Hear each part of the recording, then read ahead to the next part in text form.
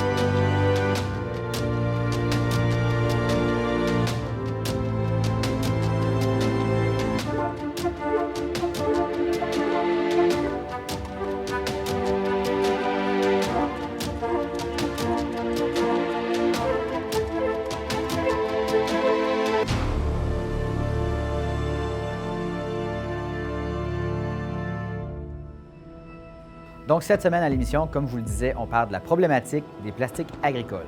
En fait, on vous présente le point de presse virtuel du consortium Elim Conseil, JMP Consultant et de Synergie BSL qui vous présente les résultats de la première étape de son mandat quant à son étude sur la problématique liée aux plastiques agricoles et acéricoles. On parle d'une problématique qui concerne 1502 entreprises au Bas-Saint-Laurent. Donc, je ne me tiens pas plus et je vous présente le point de presse qu'on a eu avant les fêtes. Je m'appelle Lucille Janin, je suis chargée de communication chez Coeco, puis je vais animer la conférence de presse ce matin. Fait que merci encore beaucoup de vous joindre à nous. Je vais vous présenter un petit peu les personnes qui sont ici avec nous ce matin pour vous parler du projet. Donc, on a Mme Nathalie Lemieux, qui est première vice-présidente de la Fédération de l'UPA du Bas-Saint-Laurent et qui est aussi la présidente du comité sur les plastiques agricoles au Bas-Saint-Laurent. On a Mme Julie Potvin, directrice générale de JMP Consultant, qui a été responsable de toute la partie du sondage auprès des producteurs dans le projet.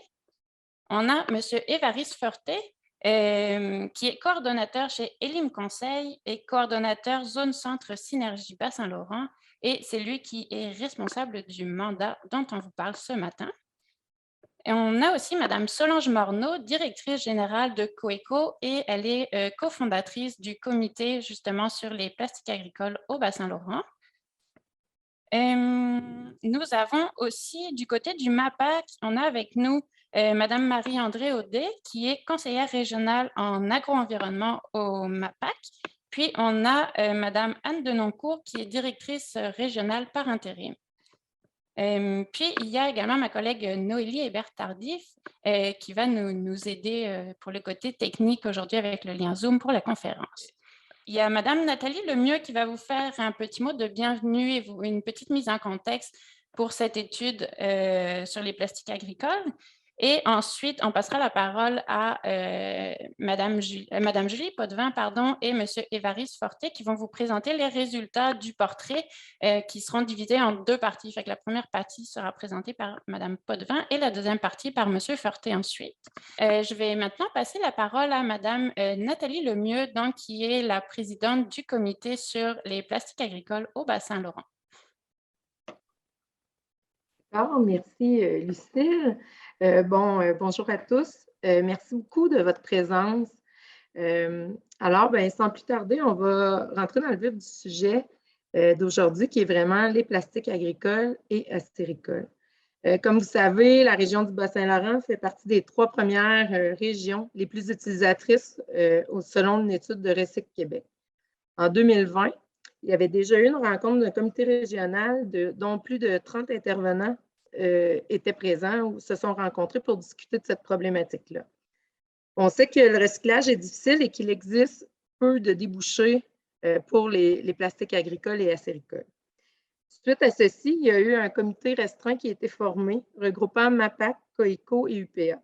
Et j'en profite pour saluer le travail de M. Francis April, qui était alors premier vice-président à la Fédération de l'UPA et aussi président du comité, qui a chapeaudé ce dossier et vraiment contribué à le faire avancer aussi. Francis était vraiment convaincu qu'on devait investir en recherche pour ce secteur et essayer de trouver des pistes de solutions pour la récupération de cette matière-là. Alors, suite à certaines discussions, il y a eu un comité restreint qui a travaillé à monter un projet pour mieux identifier les volumes utilisés sur notre territoire. Et comme on constatait beaucoup de différences sur les façons de le ramasser, de le récupérer dans chacune des MRC, il fallait se faire un portrait global de notre région pour mieux avancer par la suite. Donc, aujourd'hui, on peut dire que cette première étape-là est réalisée et le mandat du consortium Elim Conseil, JMP Consultant et Synergie Bas-Saint-Laurent est réalisé dans le cadre du projet. Voici donc aujourd'hui, c'est ça, la présentation du portrait régional, une importante étude commandée par le comité visant les différents types de plastiques agricoles et acéricoles qui sont utilisés par tout près de 1502 entreprises du Bas-Saint-Laurent. Donc, je laisserai là pour la mise en contexte, les résultats du projet et l'étude qui a été faite. Donc, je vais laisser la parole à mes collègues là, qui sont Évaris et Julie. Merci. Bonjour tout le monde. Alors, effectivement, moi, je vais vous présenter la portion des résultats qui ont été collectés au niveau des entreprises agricoles. Alors, l'étude de Recy-Québec, si on se rappelle, estimait la quantité de plastique au Bas-Saint-Laurent à 1265 tonnes par année. Alors, évidemment, nous, pour travailler sur le terrain, on avait besoin de savoir est-ce que c'était les quantités réelles ou ces quantités-là étaient produites, donc par MRC et par qui éventuellement. Donc, on voulait aller chercher des données au niveau des différentes productions. Est-ce que vous partagez le petit PowerPoint? Bon, donc, on voulait par contre pas travailler nécessairement sur 100% des plastiques. Alors, on a ciblé les plastiques qui étaient au niveau des volumes les plus importants. Vous avez des images là, donc, pour illustrer ce dont on va parler là, tout au long de la présentation.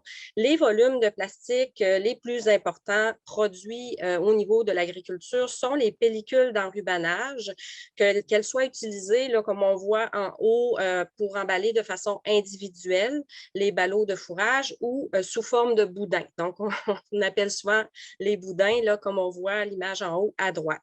On a aussi ciblé les bâches ou toiles pour produire les ensilages au niveau des silos meules ou des silos fausses, comme on voit en bas à gauche. Et finalement, comme le Bas-Saint-Laurent est quand même une région acéricole assez importante, on a aussi ciblé là, tout ce qui était tubulures et tuyaux collecteurs, comme on voit en bas à droite. Vous savez, on a près de 1900 entreprises agricoles au Bas-Saint-Laurent et pour aller chercher les informations sur ces matières-là en particulier, on a fait un sondage ce printemps auprès de 1500 entreprises qui utilisent en particulier ces plastiques-là. Donc, on a laissé de côté là, tous les maraîchers, par exemple, ceux qui font de la production en serre, etc. Alors, sur notre 1500 producteurs visés, on a eu au-delà de 400 répondants. Après avoir trié là, toutes les réponses qui étaient vraiment valides, donc exploitables, on a 397, donc près de 400 entreprises. C'est un taux quand même très bon, au-dessus de 25%. Donc, on a vraiment des données là, qui sont valides et exploitables au niveau là, de toutes les productions et aussi de toutes les MRC. Évidemment, ayant fait le sondage là, en plein printemps, on voit ici là, que les taux de réponse au niveau de l'acériculture étaient de 18%, alors qu'ils représentent ces entreprises-là 28% là, en réalité des entreprises au Bas-Saint-Laurent. Par contre, au niveau de la production laitière et ovine, on est au-delà, là, les répondants ont un taux de réponse supérieur au taux réel d'entreprise. Et au niveau des MRC, à part la MRC de la Matanie, on a eu un taux de réponse là, au-delà de 20% pour toutes les MRC. Alors voilà, c'est des taux de réponse qui nous ont permis, là, on pense, d'avoir un portrait quand même assez intéressant au niveau des quantités de plastique produites. Si on commence par les pellicules d'enrubanage et les bâches, donc 992 tonnes de plastique par année sont utilisées au niveau des pellicules et des bâches. La quantité qui était déterminée au niveau du Recycle Québec était de 780 tonnes. Donc, on a quand même 27 de plus que le portrait de Recycle Québec. Si on regarde au niveau des MRC là, qui produisent le plus de plastique, dans l'Est, définitivement, là, la Métis avec 178 tonnes. Ensuite de ça, la Matapédia, 153 tonnes. Et celle qui en produit le plus, c'est le Kamouraska avec 195 tonnes. Ce qui est intéressant de remarquer, c'est que 53 là, des pellicules et des bâches sont utilisées par les entreprises de l'Est, donc les 3M et Rimouski-Neigette, alors que celles-ci représentent seulement 45 des entreprises du Bas-Saint-Laurent. Donc, il y a différents éléments qui peuvent expliquer ça. On n'y rentre pas. Il y a des choses plus précises là, dans le rapport à ce niveau-là. Quelques autres données qu'on est allé chercher dans le sondage qui sont intéressantes, puis qui expliquent aussi ces quantités-là, c'est que 80 des entreprises font en plus ou moins grande quantité des balles enrubannées individuellement. Donc, ce n'est pas négligeable. Non, là, on va laisser sur cette diapositive. Merci. Donc, presque la moitié des entreprises là, entreposent plus de 3/4 de leur fourrage grâce aux boudins, donc les fameux boudins, ce qui est quand même aussi des données importantes et qui explique évidemment là, les quantités assez importantes. Dernier élément qui est important ici à souligner, c'est l'augmentation prévue dans les prochaines années. On a demandé aux producteurs s'ils pensaient que leur consommation de plastique allait être stable, en augmentation ou en diminution. Alors, 26,5 des producteurs nous ont répondu que ça allait être en augmentation. Si on ajoute à ça là, plus de 60 qui disent que ça va rester stable, c'est 87-88 qui disent que ça va rester stable ou que ça va augmenter. Donc, on en conclut là, que ça va éventuellement augmenter. Là, on peut tourner.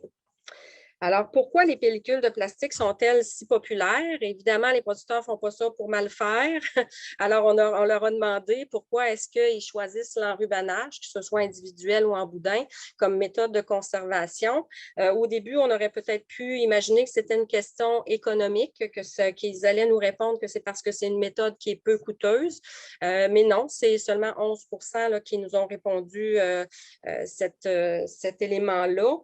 70 donc et plus des répondants nous ont indiqué choisir cette méthode-là, soit parce qu'elle était plus simple, plus pratique, ou tout simplement parce qu'elle leur garantit une meilleure qualité de fourrage. On peut passer à la suivante. Du point de vue acéricole maintenant, alors on rappelle que Recycle Québec ici nous indiquait là, que le Bas-Saint-Laurent devait consommer environ 240 tonnes par année de plastique acéricole. Notre sondage nous a plutôt indiqué 252 tonnes de tubulures et de collecteurs utilisés. Donc, c'est à peu près 5 de plus. On est à peu près donc dans les mêmes chiffres. Si vous regardez les données par MRC, le Témiscouata, évidemment, ressort. On a des chiffres ici, là, plus de 80 des tubulures acéricoles sont consommées dans les 4 MRC de l'Ouest. C'est normal, c'est là aussi que se retrouvent principalement les entailles exploitées, notamment au niveau du Témiscouata, c'est 65 des plastiques qui sont produits, utilisés là, de tout le Bas-Saint-Laurent sont utilisés par les acériculteurs du Témiscouata, mais ils représentent aussi 65 des entailles exploitées. Donc, ce n'est pas surprenant. De la même façon qu'au niveau des pellicules d'enrubanage, on prévoit aussi une augmentation dans le futur au niveau de l'utilisation de ces plastiques-là, parce que notamment, il y a eu plusieurs entailles supplémentaires dans les dernières années et il en viendra éventuellement d'autres. Effectivement, le 29 des acériculteurs nous ont dit que leur consommation allait augmenter. Si on additionne encore une fois 61 51 qui disent qu'il va rester stable. C'est au-delà de 90 qui nous ont dit que ça allait être stable ou en augmentation.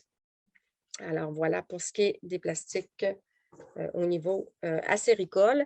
Les deux derniers éléments dont je veux vous parler aujourd'hui, c'est les pratiques actuelles de gestion des plastiques agricoles. On voulait savoir, selon les producteurs, qu'est-ce qu'ils faisaient avec leurs plastiques à la ferme. Alors, globalement, vous voyez des chiffres, bon, à peu près 36 qui les mettaient dans leur bac, 34 qui les envoient au site d'enfouissement et 16 qui les apportent à l'éco-centre.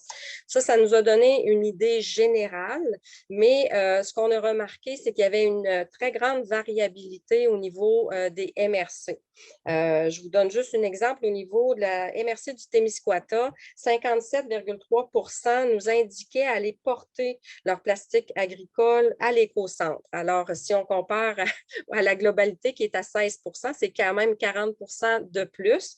Alors, on verra un petit peu plus loin avec la présentation d'Évariste que ça s'explique, c'est-à-dire qu'au niveau du Témiscouata, il y a une présence évidemment assez forte d'acériculteurs, on vient de le voir, et dans cette MRC-là, il y a un système de collecte particulier dont on va vous parler et qui explique donc cette différence entre les résultats globaux et les résultats de cette MRC-là. Dans le rapport, on voit l'ensemble des résultats par MRC. Alors, il y a d'autres différences, là, mais on n'a pas le temps dans le cadre de cette conférence de presse-ci de tout décortiquer les éléments. Peut-être dernier petit élément, bon, je les brûle et je les enfouis à la ferme, bien que ce soit des chiffres assez petits, 3 1 c'est quand même des pratiques là, qui ne sont pas à privilégier, évidemment. Alors, pour nous, c'est des éléments là, de sensibilisation qui va être important de mettre en place par la suite de ce projet-là. Dernière diapo de mon côté. On voulait aussi voir ce que les producteurs étaient prêts à faire pour la gestion des plastiques agricoles. Alors, on leur a donné une série d'actions et on leur a dit de cocher, en fait, l'ensemble des actions qu'ils étaient prêts à faire. Bon, il y a 3 éléments qui ressortent un petit peu plus que les autres. Les mettre en vrac dans les conteneurs, 55 stocker les plastiques à la ferme durant quelques mois, secouer les plastiques pour en retirer les résidus et la glace. Donc, on voit là que, évidemment, le pourcentage, si on additionne, est bien au-delà de 100 Alors, ce qu'on conclut, c'est que les producteurs, en fait, tous les producteurs sont vraiment prêts à exécuter plusieurs tâches simples pour faciliter la récupération des plastiques agricoles. Donc, il y en a même le tiers presque qui sont prêts à classer et attacher en ballot et plus du quart à transporter les plastiques jusqu'au site de collecte. Donc, ils sont prêts à faire des choses pour faciliter là, la collecte des matières plastiques. Puis, au niveau on avait aussi une autre question, là, il y avait vraiment plusieurs idées aussi là, qui nous sont venues des producteurs pour diminuer l'utilisation des plastiques agricoles ou pour favoriser la récupération de ceux-ci. Certaines sont listées là, au niveau du rapport et tout ça va évidemment nous aiguiller là, pour la suite du projet, notamment au niveau, comme je le disais tout à l'heure, de la sensibilisation à faire, mais aussi des actions là, qui peuvent être mises en place au niveau des entreprises agricoles pour régler là, cette problématique à la ferme. Je vous remercie et puis je passerai la parole à mon collègue Évariste pour la suite des choses. Donc, moi, je vais vous présenter l'enquête qui a été faite auprès de la filière des plastiques agricoles et acéricoles du Bas-Saint-Laurent. Donc, vous voyez, vous avez ici sous les yeux un petit tableau synoptique qui regarde un peu, qui explique un peu la situation. Donc, vous voyez ici 4 zones principales. On a divisé le territoire un peu en 4 zones, si vous voulez, au niveau des plastiques agricoles. Dans un premier temps, on commence par là. Au niveau du Témiscouata, comme l'expliquait tantôt ma collègue Julie, sur les plastiques agricoles, il n'y a pas vraiment nécessairement de collecte sélective qui a été mise en place pour récupérer les plastiques agricoles.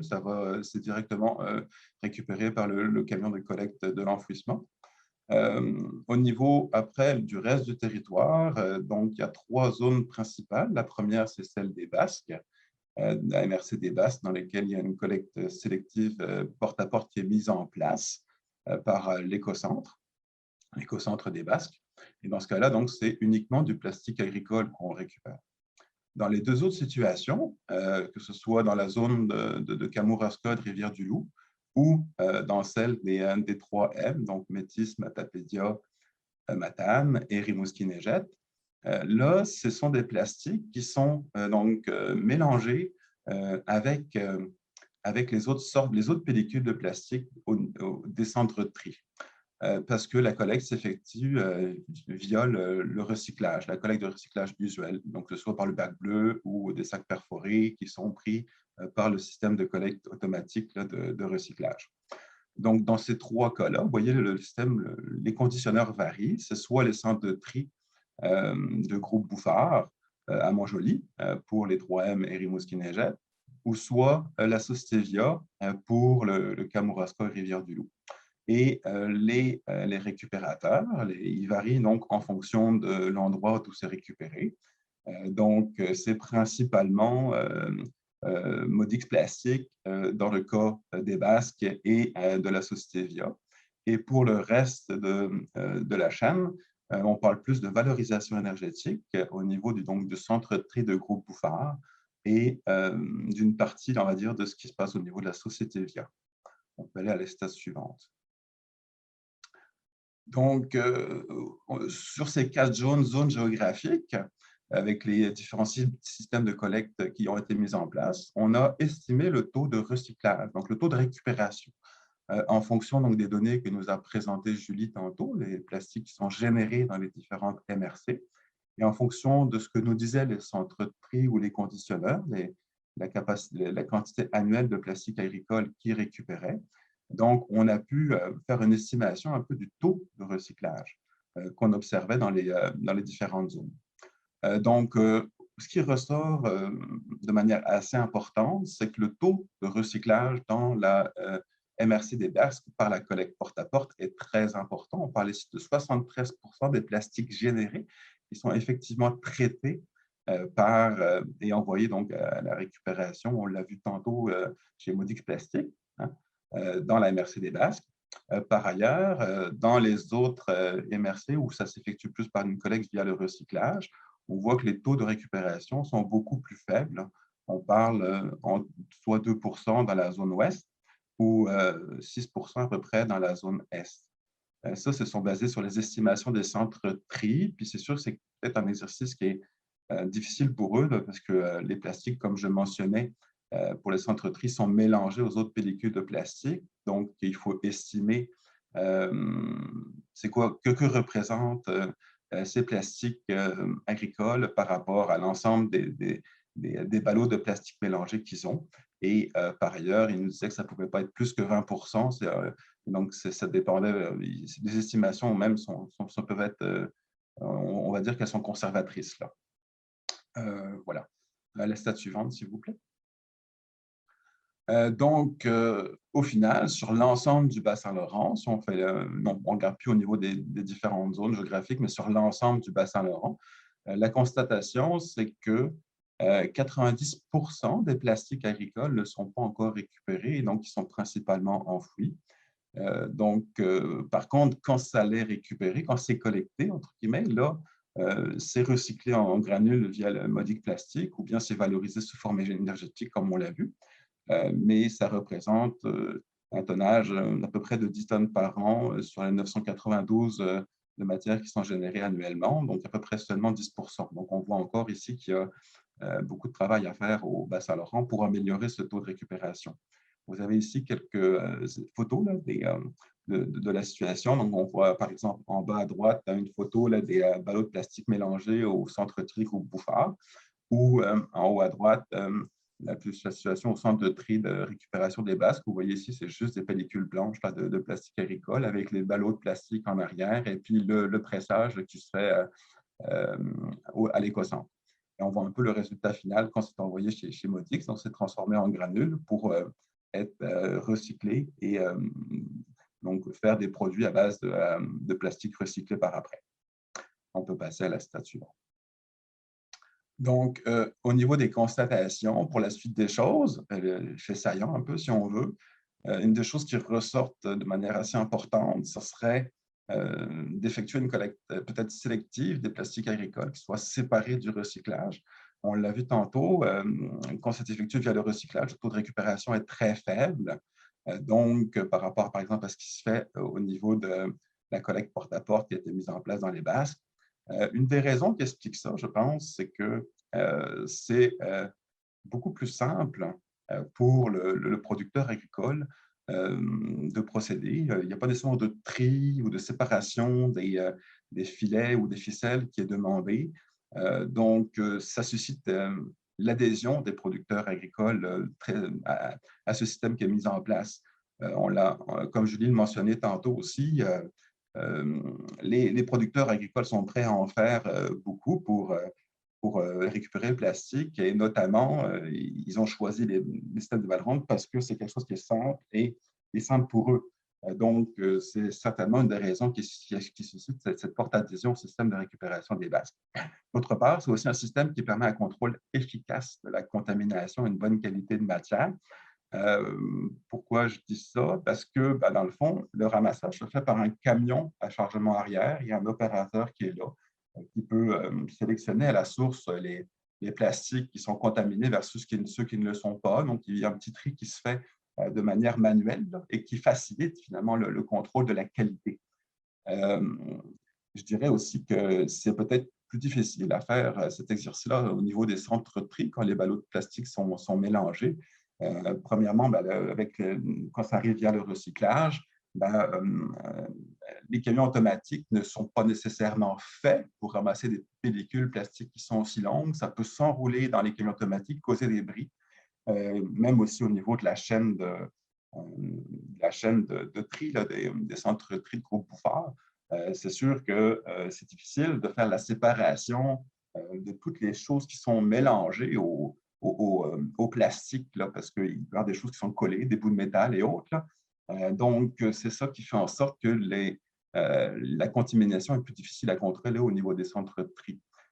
Autre chose aussi peut-être à dire, c'est qu'il y a un volume parfois de matière important au niveau des centres de tri et c'est difficile pour eux aussi à la source là, de faire un tri avant que ça aille sur la centre de tri. Donc, tout ça, à mon avis, c'est des choses à considérer pour la suite et peut-être d'orienter vers une collecte sélective. C'est ce qui nous semble un peu sous la porte-à-porte éventuellement. C'est ce qui nous semblerait assez à propos.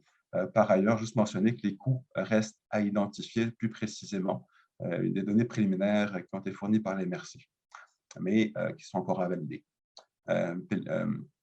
Stade suivante, s'il vous plaît. Au niveau de la filière acéricole, là, on a beaucoup regardé ce qui se faisait au Témiscouata. C'est une des seules initiatives de recyclage des tubulures qui est existante au Bas-Saint-Laurent. Donc, c'est une initiative qui est faite en partenariat entre la région intermunicipale et les déchets du Témiscouata, la société VIA et Environec qui est le preneur dans la Beauce. Donc, dans le fond, comment ça fonctionne? C'est que ça fonctionne sur une base volontaire. Les utilisateurs de plastique, de tubulures, ils ramènent ça aux différents écocentres que gère la RIDT, en général assez proche de chez eux. Et puis après, l'écocentre à l'interne, il s'occupe de ramasser ces différents plastiques, de les amener à leur centre de traitement à Desjely. Et puis là, à Desjely, donc, il y a un plateau de travail qui est mis en place pour faire tous les traitements nécessaires pour qu'ils puissent être pris par après par Environec, le preneur, qui les recycle. On voit aussi quelques éléments de produits recyclés qui apparaissent sur l'image, donc par exemple des drains agricoles ou des tuteurs d'arbres. Et les opérations, c'est principalement qui sont effectuées, c'est principalement de décontaminer manuellement, pas nécessairement en les lavant, mais plus en passant un petit linge là, pour les nettoyer comme ça. Et puis après, c'est de les couper en petits morceaux pour pouvoir faciliter le transport par après. Donc, on voit ici quelques photos des opérations. On peut passer à la stade suivante. La seule, peut-être mentionner que la plupart, dans le fond, des tubulures sont recyclées. La seule partie qui n'est pas recyclable, c'est plus les chalumeaux, donc ce qui concerne un peu les unions entre les tubulures et les collecteurs. Donc, c'est une initiative qui est très mature. L'initiative du Témiscouata existe depuis 8-9 ans et fait à souligner, récupère à peu près 50% du gisement annuel des tubulures générées au Bas-Saint-Laurent et près de 80% de celles qui sont générées dans la MRC du Témiscouata, qui est l'une des zones où il y a le plus de génération de plastique acéricole. Pourquoi ça fonctionne bien? Je pense que c'est une des raisons aussi, une des mêmes raisons un peu que celle de la MRC, là, des basques pour les plastiques agricoles. C'est un système qui est simple, qui est proche des utilisateurs et qui est gratuit, donc ça facilite l'adhésion des producteurs au système. Donc, on arrive grosso modo dans les bonnes années à récupérer, à traiter annuellement à peu près 80 à 100 tonnes par année là, de matière avec le plateau de travail qui a été mis en place. C'est aussi une initiative qui est en extension dans les autres MRC du Bas-Saint-Laurent. Il y a des points de dépôt qui sont en train d'être mis en place, qui ont été mis en place dans Rimouski-Neigette, dans la Métis, la Matapédia, et qui sont en train d'être mis en place dans le Kamouraska et Rivière-du-Loup. On prend aussi des matières au Nouveau-Brunswick, donc c'est un lieu qui est quand même relativement central pour la production acéricole, le Témiscouata. Donc, c'est en train de se développer dans les autres MRC de plus en plus. Le défi principal, c'est la main-d'œuvre. Pour l'instant, on n'a pas le plein emploi. Là, et on a le plateau de travail, il y a juste 2 employés permanents sur une possibilité de 6. Puis ça fait en sorte qu'il y a quand même un peu d'accumulation qui se fait au niveau de centre tri. D'autres enjeux sont à recenser. On pourra lire le rapport pour en savoir davantage, mais c'est principalement la séparation du stainless du tuyau connecteur. Parfois, le tuyau collecteur, il y a un fil qui est tout autour, là, et c'est cette séparation de ce fil de stainless du collecteur qui est très difficile, qui demande des opérations importantes là, pour le faire. L'autre enjeu, c'est le transport. On ne peut que déplacer chez Environex, par voyage, à peu près, on peut transporter que 8 tonnes de matière, alors que souvent, pour des camions, c'est plus aux alentours de 20 à 30 tonnes. Donc, il y a un enjeu de comment améliorer, optimiser le transport. Après, tous les enjeux d'espace ou de machinerie lourde se relient un peu à la problématique de main-d'œuvre, puisque la matière s'accumule actuellement sans entreprise. Cependant, à la citation suivante, je pense que c'est important de dire que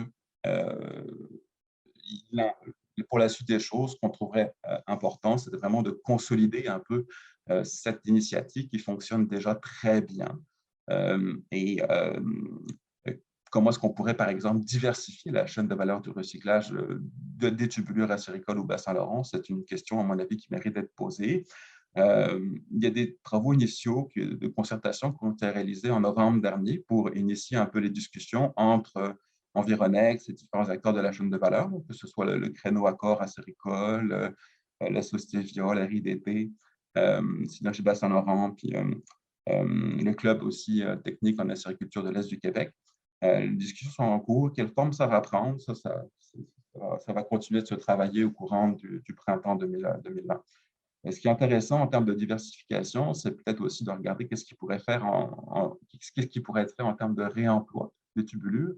Oui, on les recycle, c'est très bien, mais peut-être aussi qu'on pourrait les réutiliser, celles qui sont usagées, qui ne sont plus possibles pour le domaine de la sériculture, peut-être que ça pourrait être employé pour d'autres usages. Donc, il y aura peut-être des liens à faire avec l'initiative Glaréblière, c'est une nouvelle initiative qui a été annoncée récemment. Donc, où là, on vise à transformer les vieilles tubulures d'érablière en système d'irrigation goutte à goutte. Donc, à voir un peu pour la suite des choses dans les perspectives d'amélioration. C'est l'étape suivante. Pour conclure, je pense que c'est sûr que pour la suite des choses, on sait très bien qu'il y a une REP qui s'en vient dans la prochaine année. Ça, c'est certainement une responsabilité élargie des producteurs sur les plastiques agricoles et tubuleux, qui est prévue pour 2023. Il y a un dépôt qui a été fait actuellement, c'est un projet qui est en consultation auprès du ministère de l'Environnement. Donc, c'est sûr qu'il y a plusieurs MRC là, qui sont intéressés par réaliser un projet de pilote ou des projets de transition avec AgriRécup, qui est un des organismes qui pourrait devenir un peu le porteur là, de la future REP en 2022. Donc, cependant, je pense que c'est important pour la suite des choses, donc, si on veut rechercher une solution viable et à long terme, de donner un peu, et c'est un peu ce que préconise le comité restreint sur les plastiques agricoles, l'ensemble des gens autour de la table ici, peut-être de bâtir finalement sur l'expertise qui est en place, les investissements qui ont déjà été réalisés, puis c'est un peu de donner suite, si on veut, aux recommandations du rapport de Russie-Québec. Et c'est dans la ligne forte un peu de ce rapport-là, de bâtir sur l'expertise qui est en place. Donc, je vous mentionnais tout tantôt les initiatives sur les tubulures au niveau du Témiscouata, ou même sur la MRC des Basques au porte-à-porte qui fonctionne très bien pour les plastiques agricoles. Donc, peut-être de bâtir cette expertise-là pour aller plus loin. Et aussi de regarder qu'est-ce qui pourrait être fait à relativement large échelle, puisque pour être cohérent au niveau régional, il y a peut-être des jonctions à faire entre les différentes MRC, s'assurer qu'on a une cohérence et peut-être aussi des synergies de volume à faire pour faciliter le recyclage des matières dernières. Et l'autre point important, c'est oui, un système uniformisé aussi, mais qui tienne compte du souhait des producteurs agricoles concernés. Je pense que ça, ce n'est pas anodin ce qui est marqué là, puisqu'on l'a vu que les systèmes qui sont mis en place, c'est ceux qui sont simples pour les producteurs du Bas-Saint-Laurent et aussi les producteurs qui sont agricoles ou acéricoles. C'est ceux qui fonctionnent bien pour eux, qui suscitent leur adhésion, qui permet de porter fruit pour l'avenir. En dernier lieu, je pense que c'est sûr que les solutions de recyclage, elles existent, mais elles sont peut-être à raccourcir en termes de circuits. Par exemple, le principal recycleur, il est basé un petit peu plus loin que Montréal au niveau des plastiques agricoles. Donc, si on peut soutenir la réalisation de plans d'affaires ou d'études de faisabilité pour la transformation des plastiques au Bas-Saint-Laurent, je pense que ce serait très intéressant pour l'avenir. Donc, pour la suite des travaux du consortium, le portrait, on arrive à peu près maintenant aux alentours du 9 décembre. On est en train de terminer la première phase du projet, qui était donc la réalisation de l'enquête dont on vous fait part aujourd'hui. Les suites du projet, c'est quoi? Au retour des fêtes de Noël, ça va être d'initier un peu l'étude à venir donc, sur les alternatives au plastique agricole. On voit quelques photos ici, mais les silos autour, les foins secs, même aussi peut-être l'optimisation de la machinerie qu'on utilise pour l'enrubanage. Il y a des méthodes des nouvelles enrobeuses là, qui sont beaucoup plus performantes, qui permettent de réduire la quantité de matière qu'on utilise. Donc, tout ça, c'est des alternatives qui seraient intéressantes de regarder puis de documenter pour la suite des choses. Et d'autre part, on a parlé un petit peu de sensibilisation aux bonnes pratiques tantôt, ça, je pense que c'est aussi les suites qui vont venir. L'objectif, c'est d'en arriver à la fin du projet à améliorer le système de collecte et de la valorisation qu'on fait des plastiques agricoles au Bas-Saint-Laurent. Donc, je vous remercie beaucoup de votre attention. Je redonne la parole à Lucille pour la suite. Merci beaucoup, Évariste. Merci beaucoup, Julie, également. Je pense qu'on va clore la conférence de presse. Merci beaucoup de nous avoir écoutés, d'avoir assisté, d'avoir pris du temps pour ça, puis en espérant que toute l'information soit complète pour vous, que vous ayez tout ce que vous ayez besoin. C'est maintenant la fin de notre émission. J'espère que vous aurez aimé le contenu qu'on vous a présenté cette semaine. Si jamais vous avez des questions, des commentaires ou même des suggestions de sujets à nous faire, je vous invite à nous écrire via tcbh.tv, à vous abonner à notre page Facebook ainsi qu'à notre chaîne YouTube. Sur ce, tout le monde, je vous souhaite une bonne semaine et nous, on se dit à la semaine prochaine pour d'autres infos TCBH.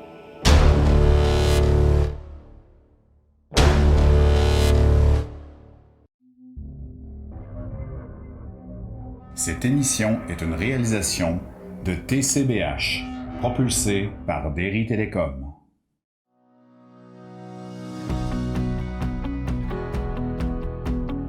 Tous ensemble, collectivement, on peut se transmettre des émotions. Alors, la contagion émotionnelle, c'est quand une émotion passe d'une personne à une autre personne. Alors, soyons des agents et des agentes de contagion émotionnelle positive. Alors, pour faire ça, on peut prendre le temps justement de souligner les bons coups, féliciter aussi nos réussites, qu'est-ce qu'on fait de bon, qu'est-ce qu'on a fait de beau, soulever les choses qui ont été positives. On a besoin de se faire contaminer par la joie, par l'espoir, par la création de liens aussi, parce qu'on le mérite dans le fond, on a travaillé fort durant cette année-là, puis c'est important de prendre ce moment-là pour soi.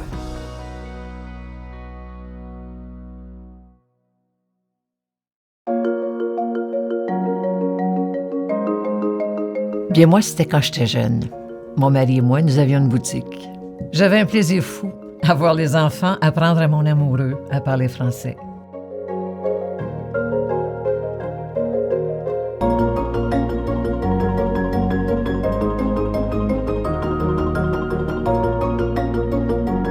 Magasiner en français, un jeu d'enfant.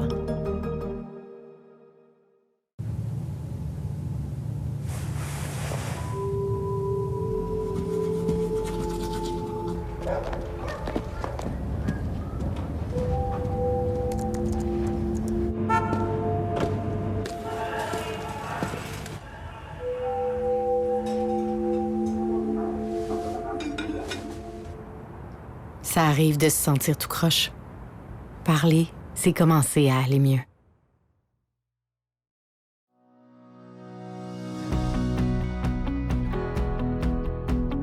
Qu'est-ce que ça vous dit quand je vous dis les mots santé mentale? Des fois, on a le réflexe d'entendre santé mentale puis de penser tout de suite à problème ou à maladie.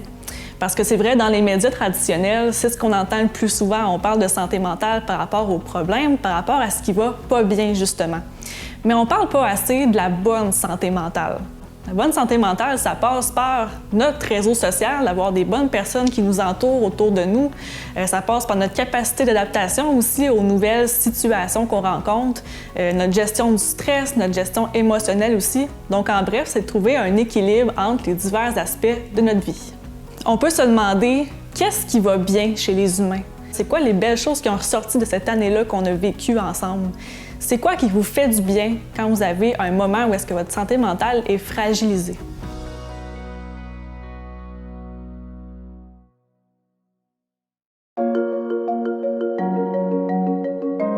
Moi, c'est quand j'ai rencontré Mabelle à la boutique de chocolat. Elle m'a raconté qu'elle était venue ici dans notre pays avec sa famille pour pouvoir vivre en français. C'était une si belle histoire.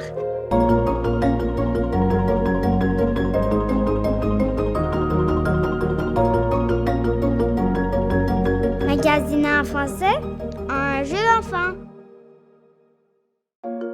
On a demandé à Théo, 8 ans, et Adrien, 6 ans, quels sont leurs plus beaux souvenirs de magasinage avec leurs parents. Nous, c'est quand on va à la balade des douceurs et que Michel et Madame Antoinette nous font visiter la boulangerie et nous font goûter à leur création. Une fois, elle m'a raconté pourquoi elle a décidé de choisir le Québec pour s'y établir. Pour nous, c'est des moments magiques. Magasiner en français, un jeu d'enfant.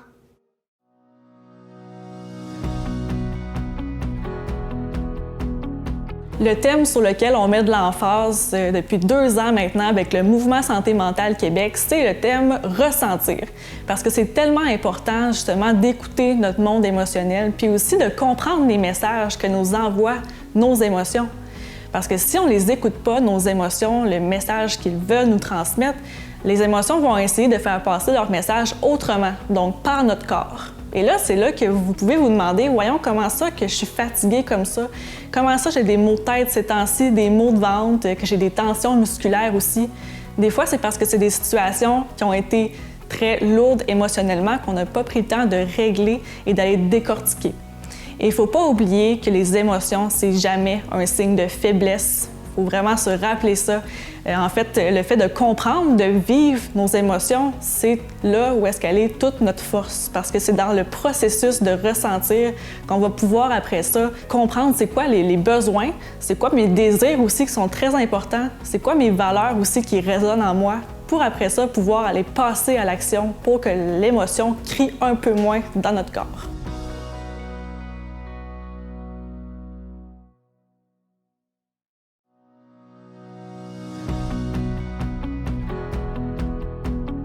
Chez Santé mentale Québec Bas-Saint-Laurent, on a différents services. On a un volet promotion-prévention où est-ce qu'on va donner des conférences, des ateliers, des formations sur les thèmes de la santé mentale. On a aussi 2 intervenantes qui s'occupent d'un milieu de vie, donc où est-ce que les gens peuvent venir échanger entre eux. Ces 2 mêmes personnes-là aussi s'occupent du volet croissance et entraide où est-ce qu'on a des groupes de soutien sur différents thèmes comme l'anxiété, la bipolarité, par exemple, les personnes qui entendent des voix aussi.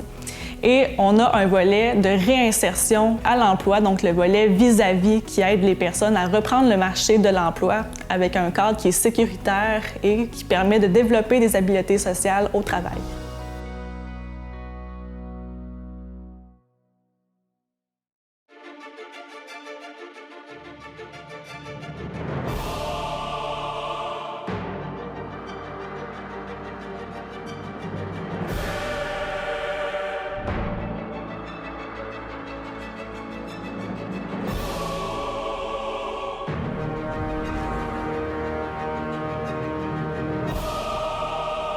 Tiens-toi bien, COVID-19.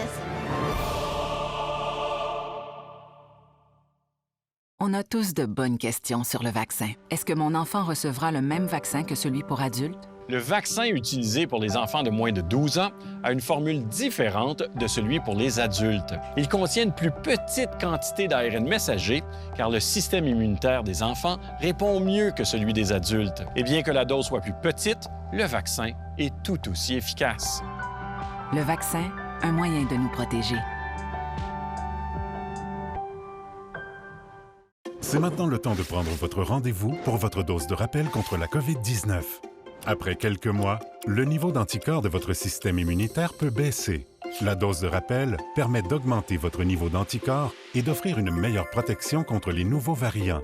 Pour maintenir une meilleure protection face au virus, prenez rendez-vous dès maintenant au québec.ca/vaccin COVID et suivez la séquence de vaccination prévue. La dose de rappel, un moyen de nous protéger plus longtemps.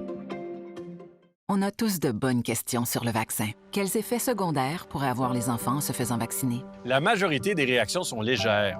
Comme pour les autres vaccins, il est normal que les enfants ressentent de la douleur, de la rougeur ou un gonflement à l'endroit de la piqûre. Ils pourraient aussi avoir un mal de tête, de la fatigue, des frissons, de la fièvre et des douleurs aux muscles ou aux jointures. Ces réactions durent généralement de 1 à 2 jours. Le vaccin, un moyen de nous protéger.